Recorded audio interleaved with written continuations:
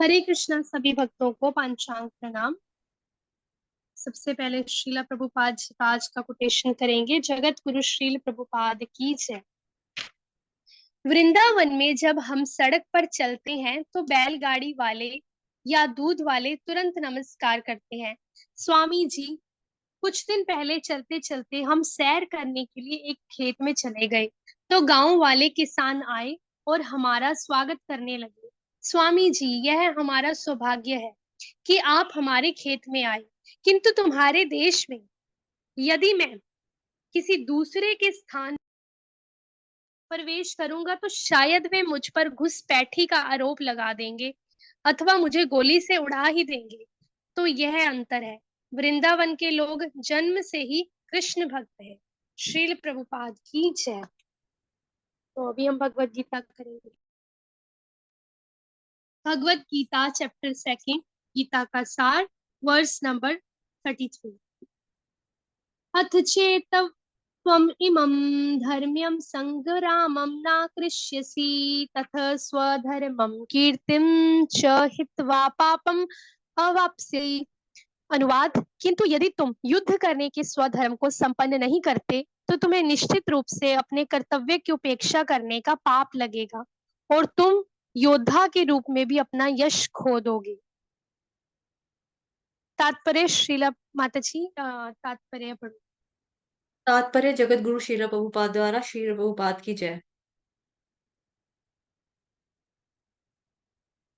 अर्जुन विख्यात योद्धा था जिसने शिव आदि अनेक देवताओं से युद्ध करके यश अर्जित किया था। शिकारी के वेश में शिवजी से युद्ध करके तथा उन्हें हराकर अर्जुन ने उन्हें प्रसन्न किया था और वर के रूप में पाशुपतास्त्र प्राप्त किया था। सभी लोग जानते थे कि वह एक महान योद्धा है। स्वयं द्रोणाचार्य ने उसे आशीष दिया था कि एक विशेष अस्त्र प्रदान किया था जिससे वह अपने गुरु का भी वध कर सकता था। इस प्रकार वह अपने धर्मपिता और स्वर्ग के राजा इंद्र समेत अनेक अधिकारियों से अनेक युद्धों के प्रमाण पत्र प्राप्त कर चुका था। किंतु यदि वह इस समय युद्ध का परित्याग करता है तो वह न केवल क्षत्रिय धर्म की उपेक्षा का दोषी होगा, अपितु उसके यश की भी हानि होगी और वह नरक जाने के लिए अपना मार्ग तैयार कर लेगा। दूसरे शब्दों में वह युद्ध करने से नहीं अपितु युद्ध से पलायन करने के कारण नरक का भागी होगा। हरे कृष्ण माता जी। हरे कृष्ण माता जी, थैंक यू। तो कल का जो वर्स था 32 वाला, उसमें हमने देखा कि भगवान श्री कृष्ण जो है वो अर्जुन को बताते हैं कि हे पार्थ कह के संबोधित करते हैं कि हे क्षत्रिय, वो लोग तो कितने सुखी हैं जिनको युद्ध के अवसर अपने आप प्राप्त होते हैं, मतलब जिनको धर्म के लिए युद्ध करने का मौका मिलता है, धर्म की प्रोटेक्शन के लिए। तो उनके लिए क्या होता है, स्वर्ग के द्वार अपने आप खुल जाते हैं। तो तुम शोक मत करो। अगर तुम युद्ध करते हो तो तुम्हें उससे दो बेनिफिट होंगे। पहला तो तुम राज्य सुख का भोग करोगे और धर्म की प्रोटेक्शन होगी। धर्म की प्रोटेक्शन से तुम नागरिकों की रक्षा करोगे। जैसे कि पराशर समृद्धि में भी व्यासदेव जी के पिता पराशर मुनि ने कहा है कि क्षत्रियों का धर्म क्या है, सभी क्लेशों से नागरिकों की रक्षा करना। और अगर तुम युद्ध भूमि में मर भी गए तो भी तुम स्वर्ग में जाओगे और स्वर्ग के द्वार हमेशा खुले रहेंगे।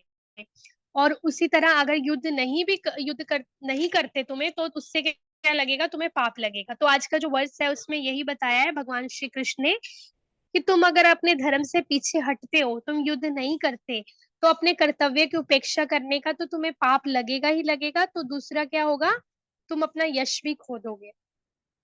तो इसका हम एग्जाम्पल लेंगे, जैसे कि टेररिस्ट होते हैं। टेररिस्ट क्या होते हैं, उनका कोई दीन धर्म नहीं होता, आप सबको पता ही है। तो आर्मी मैन होते हैं, तो आर्मी मैन का क्या कर्तव्य होता है, उनका आर्मी मैन का कर्तव्य ये होता है कि अपने धर्म की, अपने देश की, अपने नागरिकों की प्रोटेक्शन के लिए हमेशा वो बॉर्डर पे तैनात रहते हैं। और जो दुश्मन सैनिक होते हैं, दुश्मन जो विरोधी टीम होती है, उनको उनसे लड़ते हैं युद्ध। किसके लिए, ताकि हम अपने घरों में सुरक्षित रह सके, अच्छे से अपने कर्तव्य, अपनी रिस्पॉन्सिबिलिटीज निभा सके, और भक्ति भी है जो वो अच्छे से करते रहे। तो वही अगर आर्मी पर्सन, कोई उनमें से कोई आर्मी पर्सन कोई टेररिस्ट से हाथ मिला ले, आतंकवादी से मिल जाए, कई बार बार ऐसा होता है कि सुनने में भी आता है कि हमारे देश के किसी पर्सन ने गद्दारी कर दिया है और वो आतंकवादियों से जाके मिल गया, या उसने आतंकवादियों से पैसे लिए हैं, तो और सीक्रेट बताए हैं हमारे देश के, तो उस इंसान को बारे में जब लोगों को पता चलता है तो जर्नलिस्ट कैसे उसके बारे में छापते हैं, न्यूज़पेपर में, टीवी में न्यूज आती है, हर जगह लोगों को पता चल जाता है, तो उस पर्सन की कितना नाम खराब होता है, बदनामी होती है। क्यों? क्योंकि उसने अपने धर्म की उपेक्षा की ना, अपनी ड्यूटी से वो पीछे हटे और उसने गद्दारी की, वो देशद्रोही बन गया। तो वैसे ही भगवान श्री कृष्ण कह रहे हैं कि अगर तुम भी अर्जुन अपना धर्म नहीं करोगे, अपने कर्तव्य का पालन नहीं करोगे, क्योंकि युद्ध करने से बढ़ के तुम्हारे लिए अन्य कोई भी कार्य नहीं है। जैसे कि पिछले 31st श्लोक में हमने पढ़ा था कि भगवान श्री कृष्ण अर्जुन को क्या कहते हैं कि युद्ध करने से बड़ा तुम्हारे लिए अन्य कोई कार्य नहीं है और तुम्हें संकोच भी नहीं करना चाहिए। और अगर अर्जुन ये नहीं करते तो तुम्हें उससे क्या होगा, तुम्हारा यश चला जाएगा, तुम अपना यश जो है वो खो दोगे और पाप तो तुम्हें लगेगा ही लगेगा। पाप किस लिए? कि अपने धर्म की पालना नहीं की, अपने धर्म से पीछे हटा, और दूसरा भगवान श्री कृष्ण को भी ओबे नहीं किया। तो वैसे ही अब हम हर फील्ड में देखते हैं, तो जैसे कि कोई बस ड्राइवर या पायलट है, तो बस ड्राइवर या पायलट का क्या ड्यूटी होती है, क्या कर्तव्य होता है कि वो पैसेंजर्स को एक जगह से दूसरी जगह उनके डेस्टिनेशन पे पहुंचाता है। तो अगर बस ड्राइवर या पायलट कहे कि रुको रुको, अभी मैं ये वाले रूट से नहीं जाऊंगा, मैं अभी अंदर से होते हुए अपने घर के पास से होते हुए निकलूंगा क्योंकि मुझे घर पे कुछ काम है, तो वो अगर ऐसे ही करता रहेगा तो, या फिर कोई सब्जी फ्रूट वाला या दूध वाला, ग्रोसरी वाला कोई मिलावट करता हुआ पकड़ा जाएगा, कोई टैक्स की चोरी करते हुए पकड़ा जाए, तो इन सबको क्या होगा, अपने कर्तव्य से धोखाधड़ी करने का, अपने प्रोफेशन में और कर्तव्य से पीछे हटने का, ड्यूटी की उपेक्षा करने का, उनको क्या होगा, उनका यश चला जाएगा, उनका नाम जो है वो खराब होगा ना। तो वैसे ही स्टूडेंट का क्या एक ड्यूटी होता है, स्टूडेंट का ड्यूटी होता है अच्छे से पढ़ाई करना, एग्जाम देना, अच्छे मार्क्स लेके आना, अपने पेरेंट्स को प्राउड फील कराना और आगे बढ़ते रहना, ग्रोथ करते रहना। तो वहीं अगर स्टूडेंट स्कूल जाना छोड़ दे, एग्जाम देना छोड़ दे, एग्जाम में कुछ ना पढ़ के जाए, तो उसको क्या मिलेगा, उसको 0 नंबर मिलेगा ना। तो क्यों? क्योंकि उसने अपना जो ड्यूटी था, स्कूल जाना, पढ़ना, अच्छे से क्लासेस अटेंड करना, वो नहीं किया। तो वैसे ही उसका नाम खराब होगा, टीचर्स के सामने तो होगा ही होगा, पेरेंट्स के सामने होगा, रिलेटिव्स के सामने होगा, सबके सामने होगा। तो वैसे ही भगवान श्री कृष्ण वही वही कह रहे हैं कि अर्जुन, तुम अगर युद्ध को संपन्न नहीं करोगे तो निश्चय ही तुम्हें क्या होगा, पाप लगेगा अपने कर्तव्य की उपेक्षा करने का, जो कि हम हर फील्ड में देखते हैं, जो भी निर्धारित किया गया है हमें प्रकृति की तरफ से, या जो भी हमारा कर्तव्य है उसको हमें निभाना पड़ता है।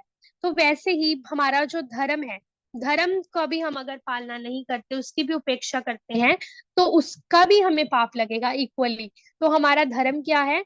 हमारा धर्म है भगवान की पूजा करना, भगवान की सेवा करना, भगवान का नाम जप करना, भगवान की शास्त्रों को पढ़ना, गुरु का पालन करना, गुरु के उपदेशों को मानना।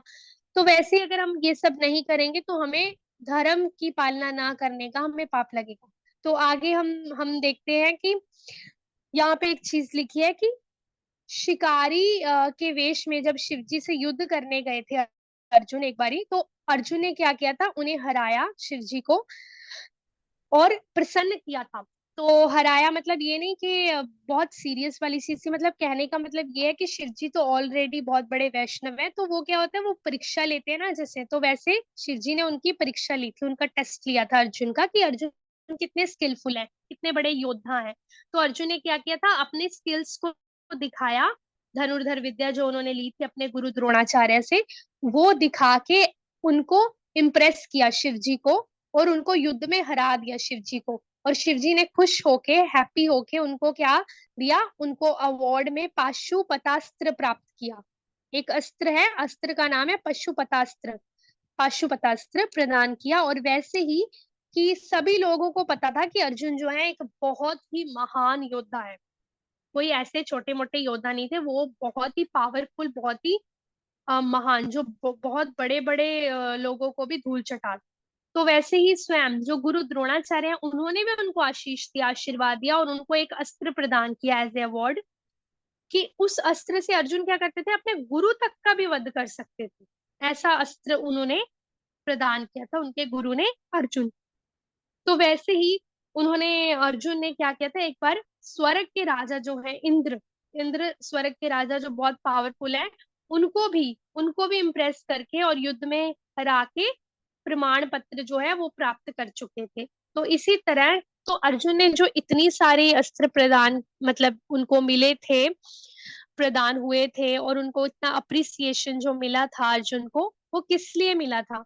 वो इसलिए मिला था ना कि लाइफ लॉन्ग जो उन्होंने प्रैक्टिस की है, जो उन्होंने धनुर्धर विद्या सीखी अपने गुरु द्रोणाचार्य से, ताकि वो धर्म, मतलब टाइम आने पे अपने धर्म की प्रोटेक्शन कर सके, अधर्मियों से इसको बचा सके, इसीलिए लाइफ लॉन्ग उन्होंने ये प्रैक्टिस किया है। और क्षत्रियो का तो धर्म ही यही होता है ना, अपने नागरिकों की रक्षा करना अधर्मियों से। तो अभी दुर्योधन की तरफ से अर्जुन को जो है वो युद्ध करने का मौका मिल रहा है, और भगवान श्री कृष्ण तो खुद कह ही रहे हैं कि अर्जुन तुम युद्ध करो, तुम शोक मत करो। तो अर्जुन अगर इस वक्त पीछे हट जाए कि मैं नहीं करूंगा और युद्ध का परित्याग कर दे, तो उसको, उनको क्या होगा, उनको दोष लगेगा, तो वो धर्म की उपेक्षा करने के दोषी होंगे। और उससे क्या होगा, उनको हानि होगी, यश तो जाएगा ही जाएगा, नाम तो खराब होगा ही होगा, और नरक जाने के लिए वो अपना मार्ग तैयार कर लेंगे। तो इसीलिए भगवान श्री कृष्ण क्या कह रहे हैं कि तुम, इससे क्या होगा, तुम्हें पाप लगेगा और तुम नरक जाने के भागी बनोगे अर्जुन, और अपना यश जो है वो भी खो दोगे। क्योंकि अर्जुन क्या है, बहुत बड़े महान योद्धा है, तो कैसे लोगों को जब पता चलेगा कि अच्छा अर्जुन ने तो युद्ध करने से पीछे स्टेप बैक ले लिया, गिव अप कर दिया ना, तो गिव अप करने वालों को सब क्या बोलते हैं कि ये तो कायर है, ये तो कुछ कर नहीं सकता, इसमें तो हिम्मत ही नहीं है, इसमें तो पावर ही नहीं है, तो कोई काम का नहीं है, ये तो इंसान ही नहीं है, ये तो बंदा ही नहीं है, ऐसे बोलते हैं ना बहुत लोग। तो वो चीज जो है, कृष्ण भगवान के तो अभी वैष्णव है ना अर्जुन, बहुत बड़े, तो कृष्ण भगवान के भक्त हैं अर्जुन, तो भगवान श्री कृष्ण बिल्कुल भी नहीं चाहते कि तुम धर्म की साइड होके तुम्हारा नाम खराब हो अर्जुन, तुम्हारा यश चला जाए। तो इसीलिए भगवान श्री कृष्ण अर्जुन को जो ये बात समझा रहे हैं, तो ये अर्जुन के लिए नहीं है, सिर्फ ये हमारे लिए है, क्योंकि अर्जुन तो ऑलरेडी वैष्णव है। तो ये भगवत गीता जो है, ये हमें समझाने के लिए है, हमें अपनी लाइफ में अप्लाई करनी है कि हम अगर अपने धर्म की उपेक्षा करेंगे, हम अपने धर्म की पालना नहीं करेंगे, तो हम अपने धर्म की पालना कैसे नहीं करेंगे? अगर हम भगवान का नाम जप नहीं करेंगे, शास्त्रों को, भगवत गीता, श्रीमद् भागवतम को नहीं पढ़ेंगे, सुनेंगे, श्रवण करेंगे, और उसको अपने लाइफ में अप्लाई नहीं करेंगे, अपनी इंद्रियों को भगवान की सेवा में नहीं लगाएंगे, तो दान वगैरह नहीं देंगे, वैष्णव डिवोटिस को जो भी हम रिस्पेक्ट देते हैं, जो भी उनके लिए करते हैं, उन वो सब नहीं करेंगे, तो उसका हमें क्या लगेगा, उसका हमें पाप लगेगा। इवन के भगवत गीता में भी भगवान श्री कृष्ण खुद बोलते हैं, पत्रम पुष्पम फलम तोयम यो में भक्त्या पृच्छति तदहम भक्ति उपहर्तम अश्नामी प्रेतात्मनः। उसमें भी क्या लिखा है, श्रीला प्रभुपाद जी ने तात्पर्य में, कि जो भी, भगवान कहते हैं कि जो भी मुझे प्रेम से पत्र पुष्प जल फूल अर्पण करता है, उसको मैं स्वीकार करता हूँ। और तात्पर्य में बताया गया है कि जब हम भगवान श्री कृष्ण को भोग लगा के नहीं खाते हैं, तो हमें क्या लगता है, हमें पाप लगते हैं, क्योंकि वो हम धर्म की साइड नहीं कर रहे, हम खुद की इंद्रिय तृप्ति के लिए कर रहे हैं ना। तो उसका, हमें धर्म की पालना ना करने का हमें पाप लगता है, हम पाप के भागी बनते हैं, और उससे हमें नरक भी जाना होगा। तो इसीलिए ये भगवत गीता का ये जो वर्ष है, ये हमारे लिए है कि हमें अपनी धर्म का जो है, स्वधर्म को संपन्न करना है, कर्तव्य की उपेक्षा नहीं करनी है, और अपने धर्म की पालना करनी है, जिससे हम भगवान श्री कृष्ण और गुरु की निगाह में अच्छे बने रहे, मतलब उनको प्रसन्न करते रहे। तो ठीक है, आप, आई होप आज के वर्ड से आपको समझ आ गया होगा। तो शिक्षा देख लेते हैं। तो पहली शिक्षा हमें ये मिलती है कि हमें अपनी स्वधर्म का संपन्न करना है, हमें अपने कर्तव्य की उपेक्षा नहीं करनी है, धर्म का पालन करना है, भगवत गीता भागवतम जैसे शास्त्रों को पढ़ना है, अध्ययन करना है, सुनना है, हरि नाम जप करना है, ऋषि के न ऋषिकेश, अपनी इंद्रियों को भगवान की सेवा में लगाना है। दूसरा, हमें ये बात याद रखनी है कि भगवान श्री कृष्ण खुद कह रहे हैं, तो हमें भगवान की बात को भी ओबे करना है। तो भगवान की बात मतलब गुरु की बात, गुरु की वाणी और शास्त्रों की वाणी। तीसरा जो है, हमें शिक्षा इससे ये मिलती है कि अगर हम अपने अगर हम धर्म की पालना नहीं करेंगे, तो हमें नरक जाना पड़ेगा और पाप लगेगा। तो ये चीजें जब हम अपने माइंड में लगेंगे, तो कभी भी हम अपने पथ से जो भी है विचलित नहीं होंगे। तो हरे कृष्णा माता जी, आप कुछ ऐड करोगे? हरे कृष्ण माता जी, वैसे तो आपने सब कुछ ऑलमोस्ट सभी पॉइंट्स क्लियर वो कवर कर दिए। जो आपने बताया वही थोड़ा सा बता दूंगी। जी पहले जी। तो मैं अनुवाद पढ़ लेती हूँ। किंतु यदि तुम युद्ध करने के स्वधर्म को संपन्न नहीं करते तो तुम्हें निश्चित रूप से अपने कर्तव्य की उपेक्षा करने का पाप लगेगा और तुम योद्धा के रूप में भी अपना यश खो दोगे। तो यश खो देना का मतलब हुआ कि जो उसकी कीर्ति है, जो समाज में उसकी जो प्रतिष्ठा है, जो परंपरा के हिसाब से, जैसा कि मैंने पढ़ा कि वो क्षत्रिय फैमिली को बिलोंग करता है। अर्जुन और पार्थ बोला गया उसको, है ना, प्रथापुत्र बोला जा रहा है। तो बताया जा रहा है कि दोनों ही कुल, मतलब कि मम्मी वाली साइड से भी पिता वाली साइड से भी वो दोनों के दोनों क्या है, वो क्षत्रिय धर्म, मतलब क्षत्रिय लोग हैं और क्षत्रिय धर्म का उनको पालन करना चाहिए। और जैसे वो कहते हैं अपने जो बताते हैं कि भाई मैं भीख मांग कर जी लूंगा, मैं भिक्षा ले लूंगा, मैं जंगल में चला जाऊंगा, मैं दूर जाकर रह लूंगा। तो इस तरह से आपको, अगर आप ये चीजें करोगे अर्जुन, तो कोई, आप ये मत सोचो कि लोग आपके बारे में सोचेंगे कि हाँ वो दयालु था, वो करुणामयी था। लोग उल्टा मजाक उड़ाएंगे तुम्हारा अर्जुन, अगर तुम ऐसा करोगे। वो कहेंगे देखो डर गया। जब उसकी कौरवों की यानी कि दुर्योधन की सेना देखी ना, तो बस छक्के छूट गए, डर के दौड़ गया अर्जुन, भगोड़ा है, भाग गया वो, कायर था, डरपोक था, इस तरह से आपको बोला जाएगा। तो आध्यात्मिक दृष्टि से भी अगर हम इस चीज को देखें कि हमारा कब मजाक उड़ाया जाता है, जब हम अपने आप से लड़ना छोड़ देते हैं तब। अब कई ऐसे अध्यात्मवादी होते हैं जो रास्ते पे चलना शुरू कर देते हैं, भक्ति के मार्ग पे आना आते हैं, लेकिन चलते चलते उनका जो धीरज होता है उसको कम होने लगता है, धैर्य कम हो जाता है, तो फिर उसको छोड़ देते हैं एट लास्ट। और छोड़ने के बाद क्या होता है कि वो वापस से संसारिक जीवन पे आ जाते हैं, उसी पे चले जाते हैं। तो फिर लोग ये नहीं कहते कि हाँ करुणा थी उसके अंदर, अपने अंदर काम क्रोध लोभ के प्रति उसने ऐसी करुणा दिखाई कि फिर से वापस आ गया, वो लड़ना छोड़ दिया उसने। कोई ऐसा नहीं बोलता। सब मजाक उड़ाते हैं और क्या कहते हैं कि आया बड़ा भक्त बनने चला था, आगे वापस धर्मात्मा जी वापस एंट्री होगी संसारिक जीवन में, भौतिक जगत में आगे बढ़े गए थे आप भक्त बनने के लिए, कि मैं अब कृष्ण की भक्ति करूंगा, कृष्ण की भक्ति करेंगे। तो इस तरह से लोग हमारा मजाक उड़ाते हैं, मतलब अध्यात्मवादियों का, जो पहले तो भक्ति के मार्ग पे चलते हैं बाद में पीछे हो जाते हैं। तो भक्ति का रास्ता एक ऐसा है कि जिसपे आप एक बारी आ जाओगे तो आपको आगे बढ़ना है, आपको पीछे नहीं आ, वापस मुड़ना है और ना ही आपको रुकना है। जैसे हम बचपन में सांप सीढ़ी खेलते हैं और खेलते थे, उसमें आता है ना, रुकना तेरा काम नहीं, चलना तेरी शान। तो उसी तरह से भक्ति में हमेशा हमें आगे ही बढ़ना होता है, पीछे नहीं आना होता है और ना ही रुकना होता है। अगर ऐसा करेंगे तो लोग मजाक उड़ाते हैं कि ऐसा अध्यात्मवादी कि जो अपने आप से जिसने लड़ना छोड़ दिया है, उसका मजाक उड़ाया जाता है, कि जिसने अपनी कमियों से लड़ना छोड़ दिया है उसका मजाक उड़ाया जाता है। तो इसीलिए इसको कोई भी करुणामयी नहीं मानता। तो ये श्लोक जो है बेसिकली हमारे लिए है, हमें सीखने के लिए है हमारे, कि अगर भक्ति के पथ के ऊपर हम एक बार चल पड़े हैं तो जिंदगी में रुकावटें हमारी आएंगी, संघर्ष हमको करना पड़ता है, स्ट्रगल करना पड़ेगा, अपनी कमियों के साथ करना पड़ेगा। लेकिन ये जो संघर्ष है, जो स्ट्रगल है, ये हमको करना पड़ेगा। तो ये चलता रहेगा प्रोसेस, इसको रुकेगा नहीं है। आखिरी सांस तक जो होगा ये स्ट्रगल हमारा चलेगा। लेकिन हमको भक्ति को छोड़ना नहीं है। छोड़ेंगे तो क्या होगा, हम अपना यश खो देंगे। जैसा भगवान जी बताया, तुम योद्धा के रूप में भी अपना यश खो दोगे, तो हम भी अपना यश खो देंगे। ये आ गया तो था भक्ति करने के लिए, वापस आ गया ना इधर ही। और क्या। ऐसे ही कि थोड़ा भक्ति शक्ति होती है, मुश्किल होता है जंगल में जाना, तपस्या करना, ये करना वो करना, परिवार से थोड़ा सा वैराग्य लेकर आना, इस तरह से।